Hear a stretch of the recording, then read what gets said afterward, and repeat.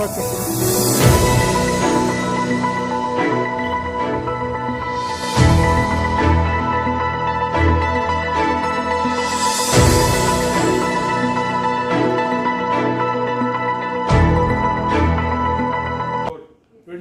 15:30, 15 minutes interval. The next 15 minutes it will come, process and it will come up here. This is the dashboard of it. Dot indicators, you can sit separately there. If you go down there, we will show you in the screen there how do you monitor those things. Take around 35 minutes to give you an overall picture of what activities KSNDMC does, especially with related to this monitoring and those things. I will also talk to you on the geospatial technology, how we are adapting it and how we leverage IT information technology in disaster management in the state. And then the new things on the Krishna Basin real-time decision support systems, that also I'll try to expose to you. So I will keep my talk for 35-40 minutes, after which I want you all to keep asking me as much as queries you want, right? So basically, when you look at the disaster management structure, you have at the apex the NDMA at the central level. At each of the state governments, you have the State Disaster Management Authority, which is run by, headed by the Chief Minister, headed by 8 to 9 ministers, 9 department ministers. Then you have the State Executive Committee chaired by the Chief Secretary. And then you have another empowered committee by the Additional Chief Secretary and Development Commissioner. At each of the districts, you have the District Disaster Management Authorities chaired by the Deputy Commissioners, who all of these guys look at policy planning, look at how disasters can be managed effectively when they strike. We have components of hazardous vulnerability analysis, then policy making, financial allocation, so on and so forth. Here is a state which is very unique in the country, where we have got an exclusive organization to monitor all the kinds of hazards. So starting from flood, drought, etc., which I will later on. So this exclusive organization sitting here has a bunch of scientists who specialize in meteorology, oceanography, GIS, remote sensing, who all contribute their academic inputs into this organization, enabling the state benefit from science-based input. So that is sum and substance of this organization. So saying so, the genesis of this organization in 1988. The mandate given at that point of time was drought monitoring. So Karnataka is one of the top states which is affected periodically by drought. So how do you say a drought? Drought is like a very slowly creeping disaster. It's unlike an earthquake, saying earthquake Habua, it's unlike a landslide which has happened now. Slowly there are very complex phenomena. So you look at vegetation, you look at drinking water, you look at migration, you look at socio-economic conditions, temperature, so on and so forth.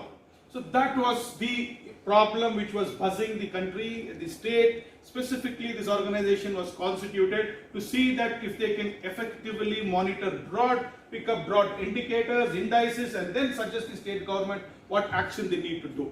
Then subsequently, when this organization matured, they thought it capable of handling all the other hazards also, starting from earthquakes and landslides on one side, flood, hailstorm, lightning, thunderstorm. So all these hazards monitoring which cause disaster management was brought into the fold of this organization. So this organization is around 15 years old today, where it stands, and exclusively these are the divisions which this organization has.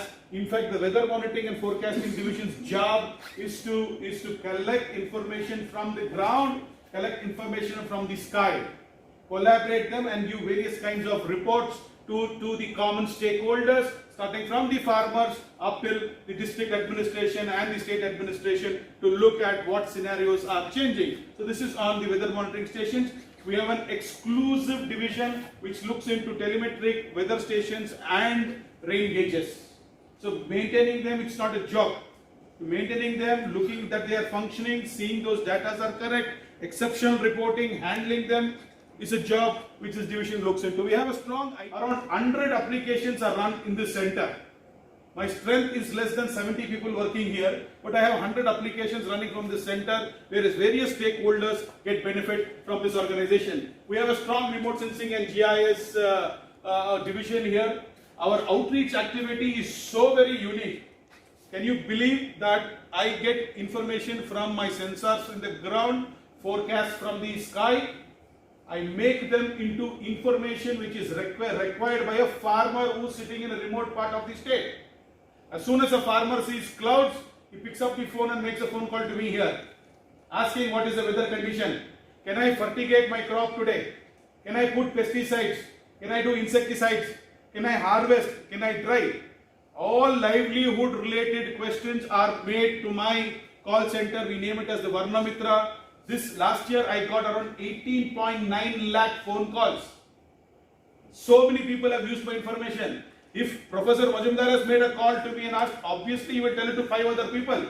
Arey, aaj it is going to rain. Don't do this, don't do this.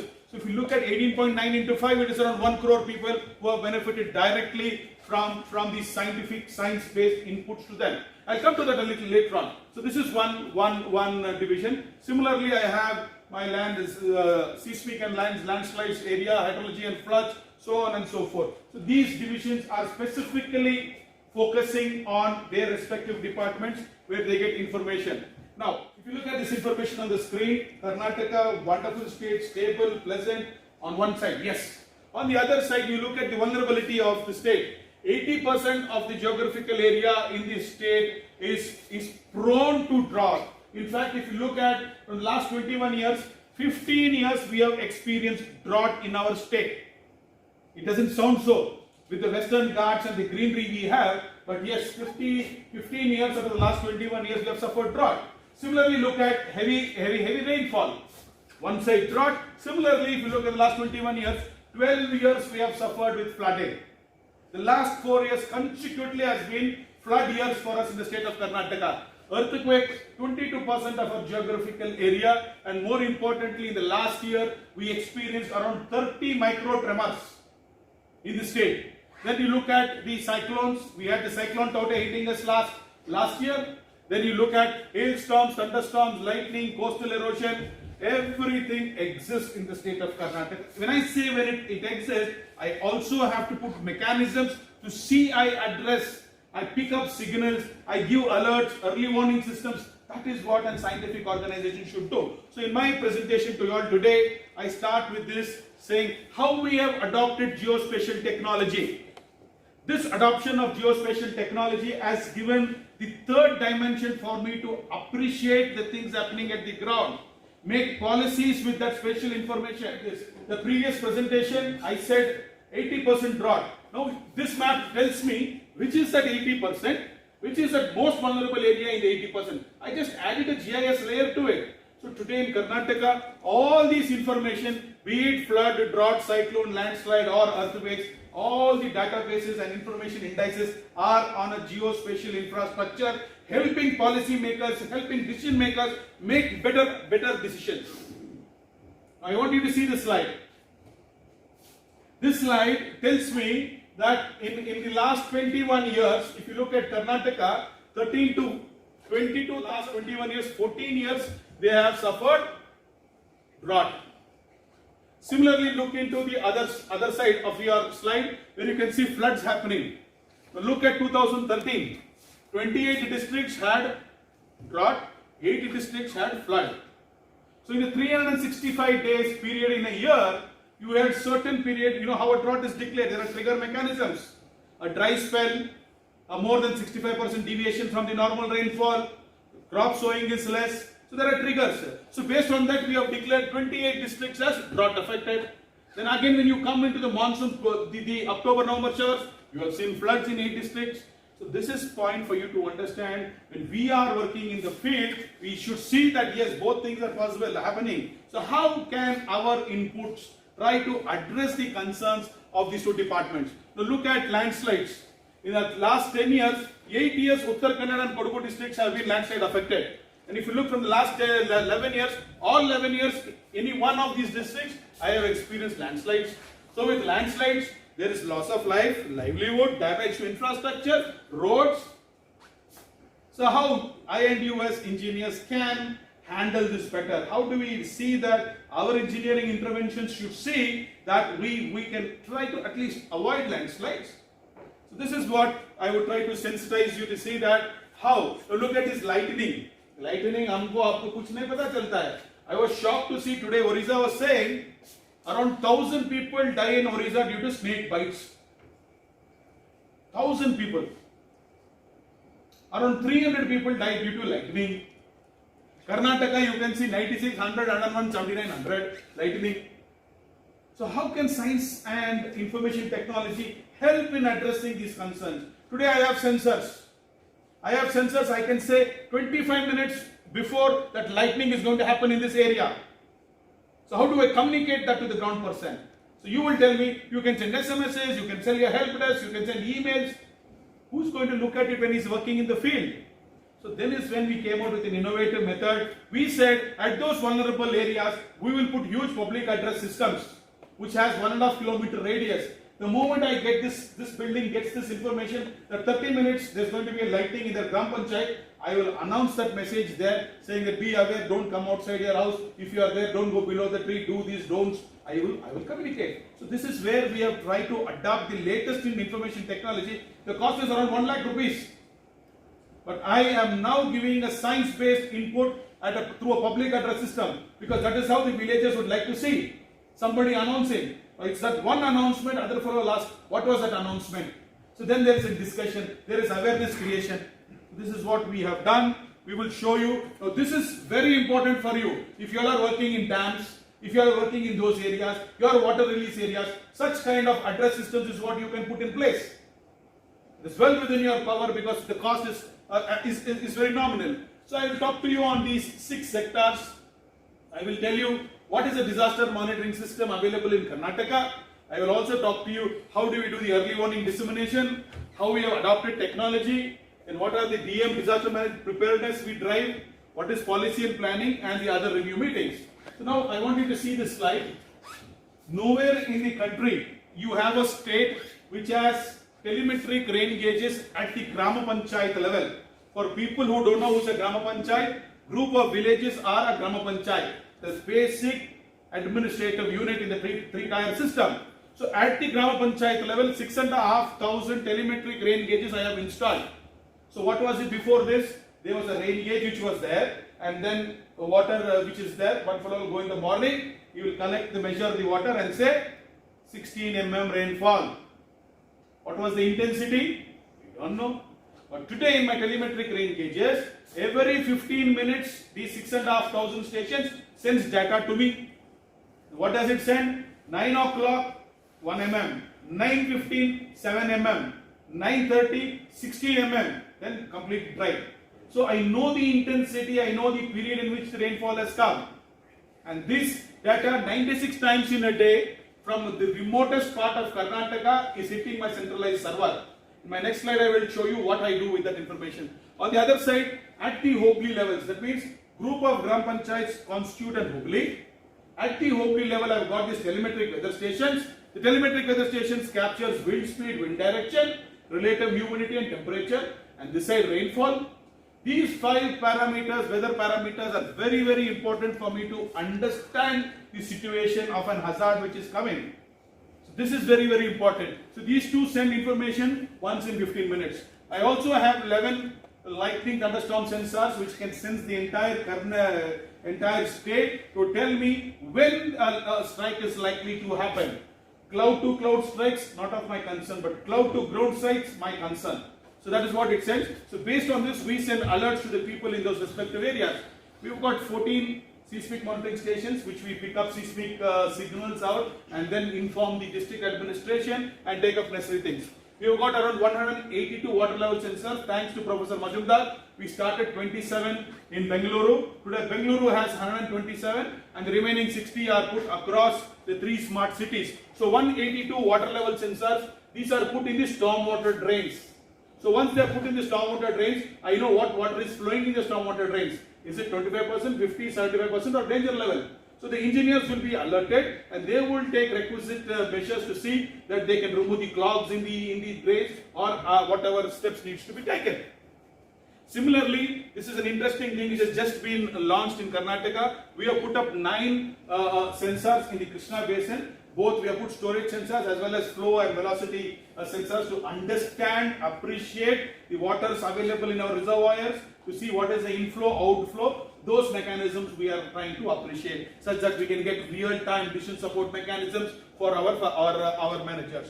So this is a slide. Each dot is a TRG. This is how a TRG will look. Each dot over there is a telemetric weather station. That is how it looks. This does the wind speed, wind direction, temperature and humidity. And all are telemetry. You can see a solar panel which powers the battery inside. You have a digitizer here. Data collected here, pushed from the digitizer. It comes to me. Okay, I have got a detailed slide for you to see.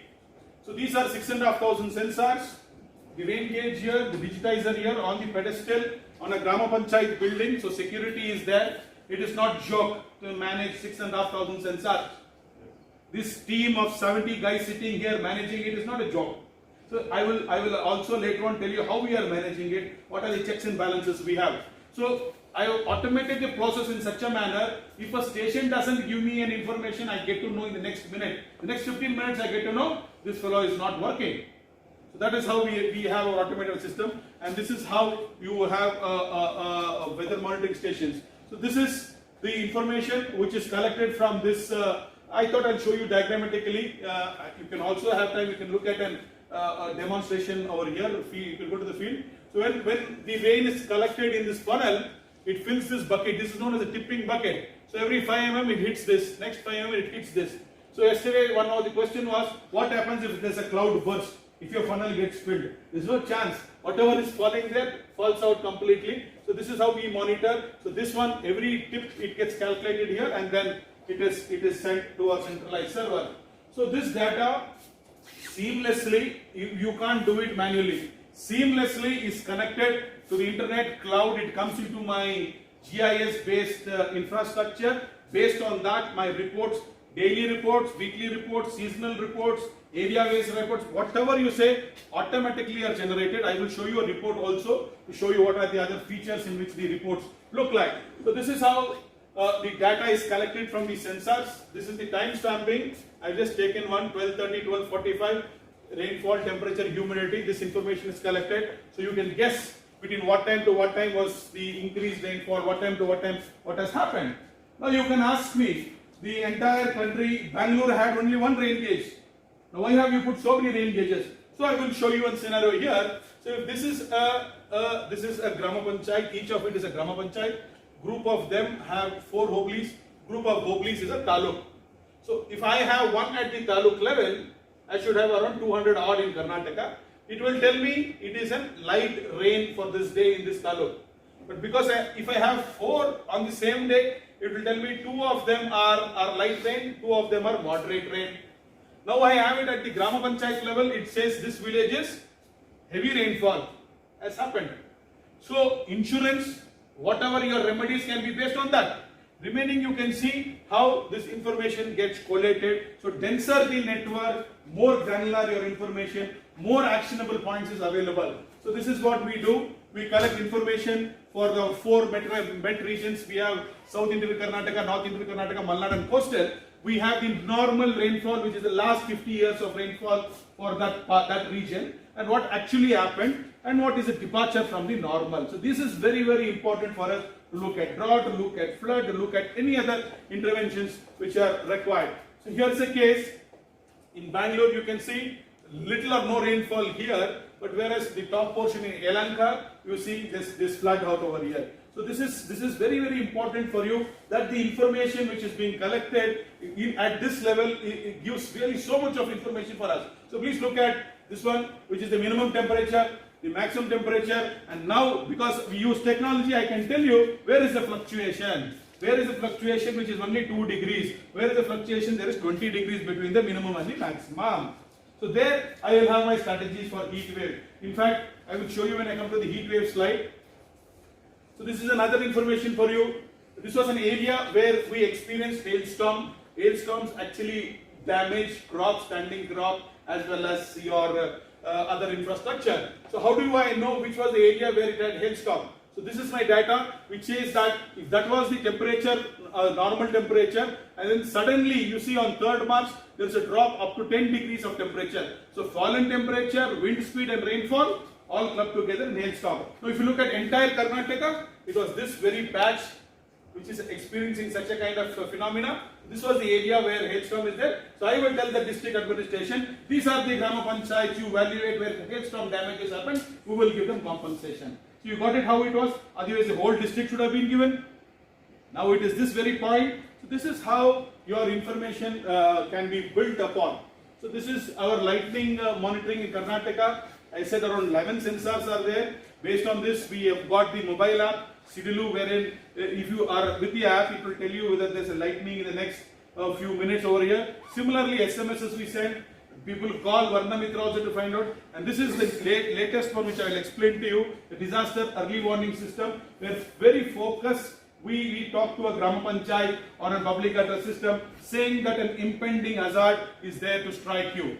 Look at this. Based on this information this organization has got, we have analyzed which area more lightning happens, which season lightning happens. So depending on this, we will carry out our IEC activities to ensure that the person in the ground understands what he or she needs to do when a lightning happens. So this is how we use the information here. We have got these earthquake seismic sensors, both broadband as well as strong motion accelerometer. That is also digitized and sent from there to the centralized server, and then we carry out the confidence building measures to the community. In fact, these were the 30 odd micro tremors which struck last year, especially in Kalaburagi and Vijaypura areas. Now I will come to the most important part, the information which has been collected, how are we disseminating it. So this is one extension activity this organization does. In 2021, you can see 18.69 lakh phone calls have been made to this call center. We have a 35-seater call center here. So as soon as anybody calls from a Grama Panchayat, once you register his name and number, next time a phone call coming from that number, it will say so-and-so Grama Panchayat person is calling. So my operator says, yes Manoj, you are from Jagarskopam Panchayat. What do you want? Sir, can I do sowing today? Is it going to rain? No, there's no rain for the next 3 days. Yes, there is rain for the next 3 days. Can I do fertigation? 5 days, no. Then you will do fertigation. No, the second day there is going to rain. So these decisions are made by the farmer, but inputs are given from my desktop here. So I have automated it to such an extent, by a phone call coming, I know who's coming from which Grama Panchayat. My data also pops up there. This fellow has to read it. Otherwise, with this 30 lines, I can't handle 18 lakh cases. You make a phone call sitting here, in less than 45 seconds your call is answered, in 45 seconds your queries are answered. So that is where we have tried to use technology, assisting the decision making process and enhancing the performances in the organization. Similarly, this was the system which I was talking to you. When I get a alert here saying in Indian Institute of Science there is a likely lightning happening, this public address system is put above Indian Institute of Science. And then immediately the alert goes from here and then it is played. There are pre-recorded messages, there are from typed messages to voice, or you can directly speak there. So I will say people who are residing in and around Indian Institute of Science, a lightning is going to happen in the next 30 minutes. Do these, don't do these. My advice is gone. It is played for a 1.5 kilometer radius. So this is what we have done. So that's the Grama Panchayat. So this is the Krishna Basin. So in the Krishna Basin, 3 districts we have taken, Belagavi, Bagalkot and Raichur. We have put in 55, 34 and 15. So in 104 locations, we have got this infrastructure. Infrastructure is the public address system, and then you have this amplifier, then the digitizer and a battery. So this gets charged. In fact, for 1 day it can stay. So this will communicate here and the messages are sent. So now you can send lightning messages, you can send high water releases, you can say when rainfall is heavy, you can say when heat wave is there, you can say when drought is there, so on. So it is multi-hazard, multilingual. I want to speak in English, I want to speak in Kannada, I want to speak in Telugu, I can speak in Urdu. Whatever I speak gets played there. So multilingual, multi-hazard, cost is around 1 lakh rupees per Gram Panchayat. This is what I want you all to see, and then see where it can be replicated wherever in your jurisdiction. So look at this case, wherein we have around 6 major reservoirs in the Krishna Basin belonging to Karnataka side.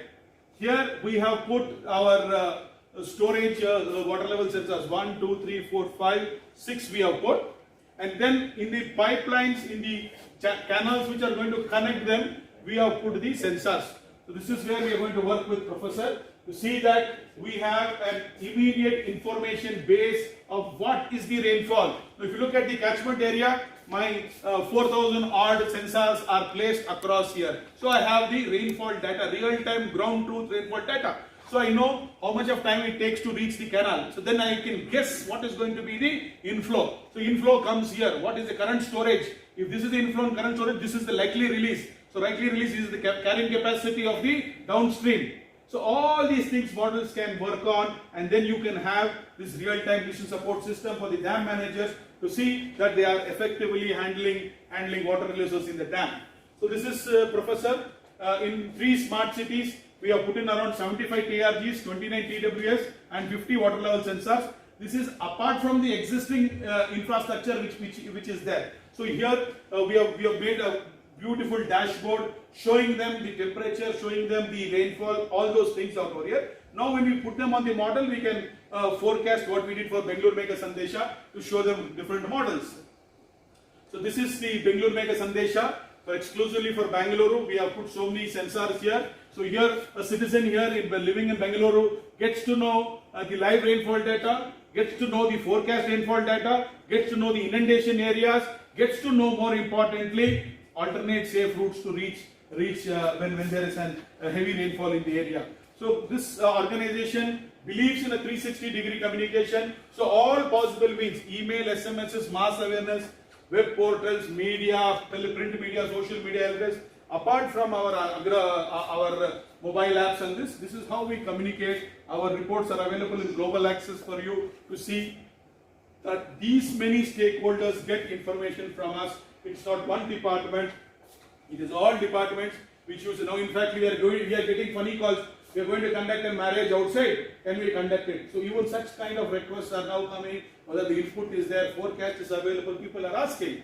So point I would want to make here is that the data which is collected by us, we are using this data, sending it to our partners in the national institution like IMD, SAC Ahmedabad, ISRO. We get our short-term, long-term, medium and those seasonal rainfall much more precise, much more accurate for a state of Karnataka. So that's what we do. The data is transferred seamlessly through FTPs to the servers in Ahmedabad, and they share to us various reports and models. We have had another 3 MOUs in the recent past where we are going to work more closely into rainfall. So what happens is from there we get such customized forecasts. Nobody would have this because my sensors are there. Their forecast is that which Grama Panchayat, what rain can be expected. I can get from them. So like this, I can look at temperature, I can look at humidity, I can look at all forecasts 3 hours, 4 hours. This is for the season. So this is what we are here in collaboration with them, try to get this information.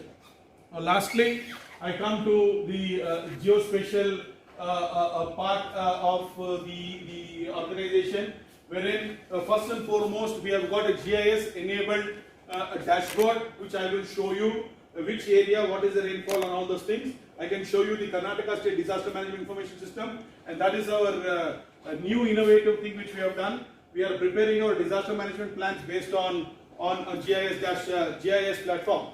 So this is the real-time information availability on global access. You can look at rainfall. So every 3 seconds you get rainfall shifted by humidity, shifted by temperature, wind speed, wind direction. You can look at it district wise. You can look all the parameters. When alerts are there, you can see alerts coming up over here. So this is what we have built in. So this is the GIS based dashboard. It is exclusively available for Bengaluru. Now exclusively available for 3 more smart cities. So Karnataka on the whole, in specific, these 4 cities are having such kind of dashboards. Now, what we do when disaster happens, there is damage which has been caused. There is a mechanism, norms of assistance which the Government of India has prescribed per acre of land so much, per building so much, per life so much. So we seek assistance from Government of India. So normally what happens, everybody tries to give up bloated up figures. But here we brought this system which documents if a house is damaged, a geostamp photo of the house. If a person has died, his death certificate. If a crop has gone, the crop area, the geographical survey number. So the entire thing is geo-mapped. In fact, if you look at our reports which we submit to the Government of India, it has been very well appreciated, and in fact we have got maximum benefits from using technology. So this is, for example, a disaster which came out from this system. I have shown the entire damage which has happened in the state of Karnataka. Media reports, photos, geostamp photos, satellite imagery, damages which has happened. The team is satisfied. Yes, this is the enormity of the hazard. This is the damages out over here. So this is a system which collects such kind of information from the ground level and then puts it up on this. The flood forecast cell is what you will be interested in, this and the next one which I will talk to you. So information from CWC, dam authorities, ISRO, IMD and KSNDMC. These agencies have rainfall and weather data, rainfall forecast. All of them are assimilated at the flood forecast cell which this organization runs. From here, based on the data analysis, early warning is sent. Similarly, real-time monitoring is being happening, and through all these methods, email, SMSs, it goes on. So very interestingly, we have created a focused WhatsApp groups of all the dam engineers, of all the Nigams, the chief engineers starting from them down. We have the deputy commissioners over here. We send them likely rainfall, rainfall forecast, red alerts, green alerts, yellow alerts. All those things go on to from the flood forecast cell.